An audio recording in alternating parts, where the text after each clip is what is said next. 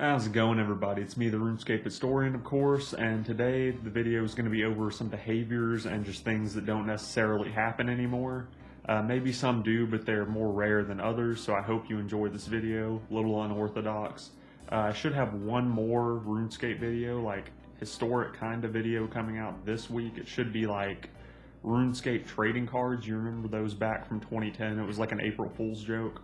Well, apparently they sell like packs of 30 of them now.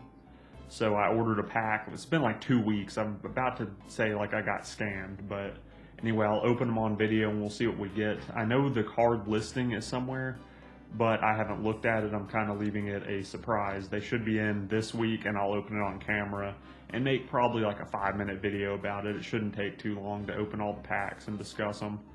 But yeah, also, if you guys want to help me out, you can like the video, subscribe, the fucking bell, all that annoying shit. I know it's irritating, guys, but it really does help. But anyways, let's get into the video. In the game of RuneScape, the community has been shaped by the passing of time, game updates, and player maturity, for some. Today, we are going to take a look at some player behavior and just things in general that you do not see anymore, and if you do see them, it's very rare.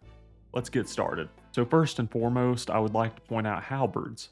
Now, I am aware people use the crystal and dragon halberds as low budget spec weapons on large enemies. I'm well aware of that. What I'm referring to is the safe spot methods with halberds.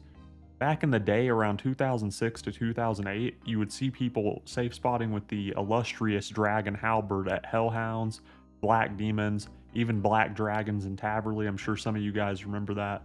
Various other places in Tazar, you would see them with a rune halberd trying to get obsidian drops. It was very cool to see. You don't really see the halberd used for its original intent, which is just a safe spot. This dude right here is a freaking legend, man. Full Zami rune. I think this video is from '06 when I was researching. Also, I know I've done like dozens of these videos at this point, but it's always so funny to me.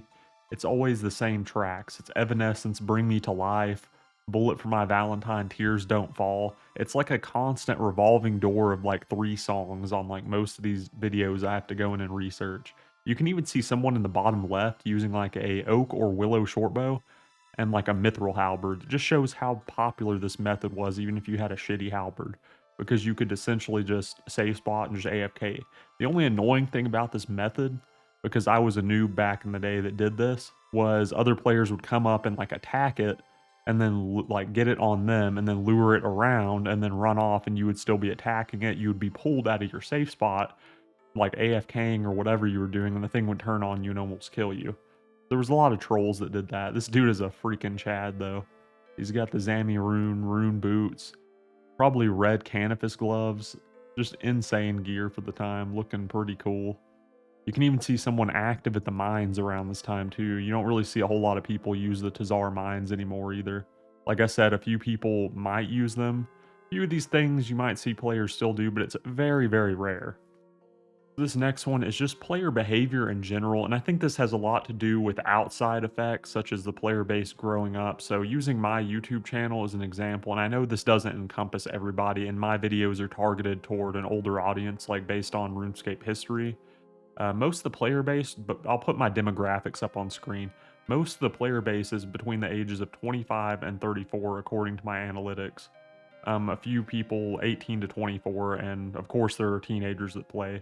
But you can just see just doing stupid crap, maybe due to immaturity or just wanting to just have fun and be silly. This dude's just dancing around Catherby, decided to make a video. And this could be due to like YouTube changes as well. Back in the day you'd see silly, stupid crap on YouTube, whereas nowadays things are monetized and people are trying to make money off of it. Not saying it's a bad thing, I'm just pointing out the changes. So this one's really funny right here. These 2 people outside, I guess, haven't done Dragon Slayer 1, so they can't do like the Crandor shortcut to get to lesser demons.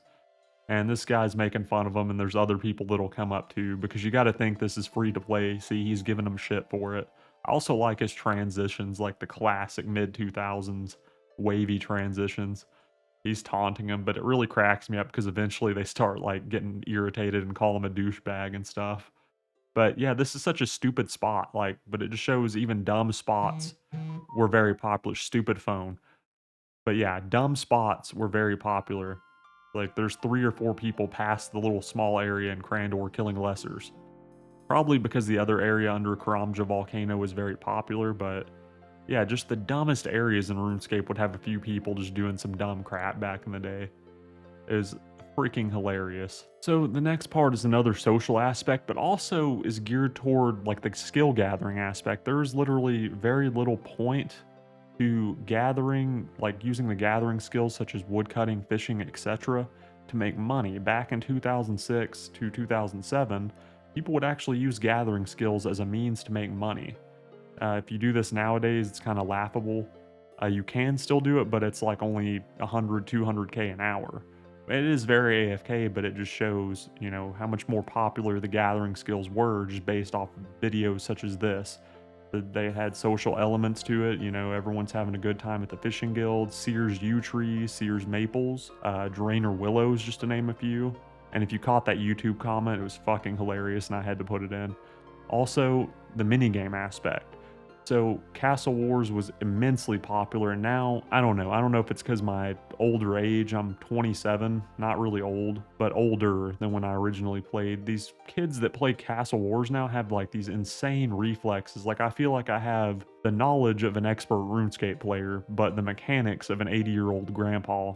These people like wear full armadillo, drop down a barricade, do a 360 in the air, and like crop dust you in the face, and or down the stairs and halfway across the freaking map before you even come down the stairs, and they're scoring the flag on you, and they, you know, burn the cades. They're just really good, and it's only like a small like community or very few clans that participate in Castle Wars in the actual Castle Wars worlds. But this is still one of the more active mini games in my opinion on old school RuneScape, but it's nothing in comparison to what it was. I mean, look how many people are right here.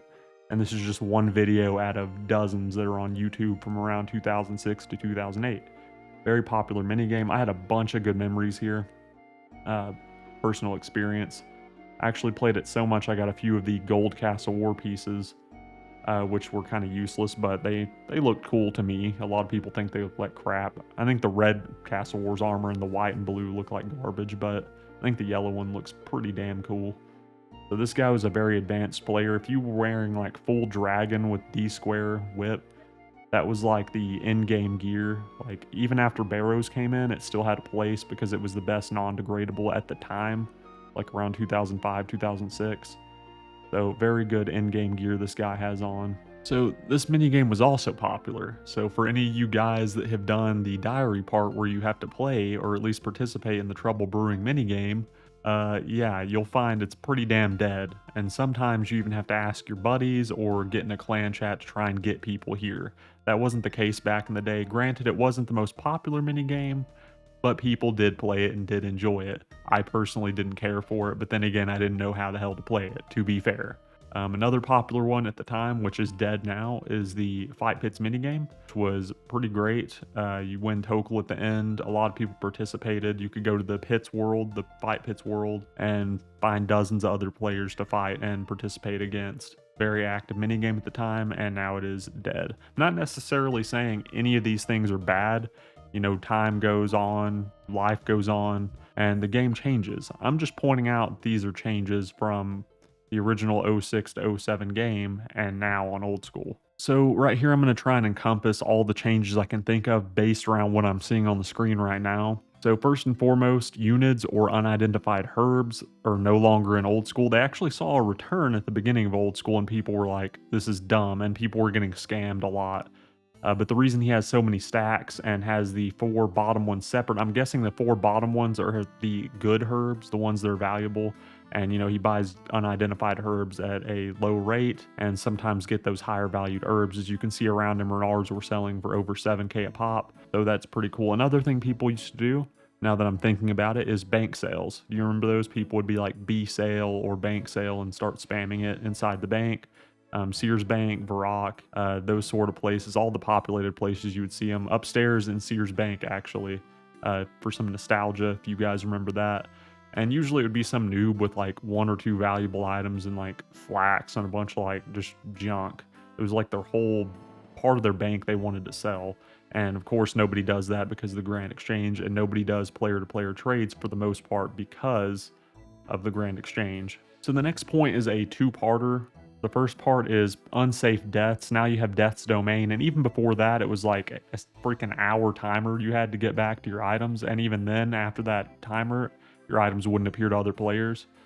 So back in the day, if you died, you had a minute to get back to your stuff, full 60 seconds before other players could see it, after which they could literally loot anything that you didn't protect. So this led to a lot of players losing a lot of items to random events and at bossing, but it also made it to where at certain bosses, only the elite PVMers with like good internet connection would be wearing the best in slot armor and weapons because, you know, you had a fear of losing everything, but you can't have it anymore due to DDoS attacks.